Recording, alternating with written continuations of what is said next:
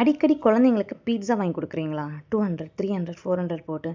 Better நீங்கள் வீட்டிலேயே வந்து ஒரு பிரெட் வச்சு நம்ம சூப்பராக ஒரு பீட்ஸா எப்படி பண்ணுறதுன்னு பார்க்கலாம். அதுக்கு வந்து ஓடிஜியில் இந்த டிஃபால்ட் ட்ரே கொடுத்துருப்பாங்க. அதில் பட்டர் கிரீஸ் பண்ணிவிட்டு ப்ரெட்டை வந்து மேலே வச்சுருங்க.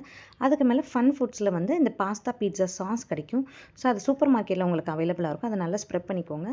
அதுக்கு மேலே டாப்பிங்ஸ் எதுனாலும் போடலாங்க. நீங்கள் சிக்கன் கூட போடலாம், பன்னீர், மட்டர், எதுனாலுமே நீங்கள் டாப்பிங்ஸ் நிறைய டாப்பிங்ஸ் ஆட் பண்ணலாம். அவங்க பீட்சாவில் வந்து கொஞ்சோண்டு தான் டாப்பிங்ஸ் கொடுத்துருப்பாங்க. நம்ம நிறைய எவ்வளோ நாளும் ஆட் பண்ணிக்கலாம். நான் இன்றைக்கி வந்து பன்னீர் ஆட் பண்ணி மேலே வந்து மிக்சர் ஹர்ப்ஸ், அதுவும் சூப்பர் மார்க்கெட்டில் அவைலபிளாக இருக்குது.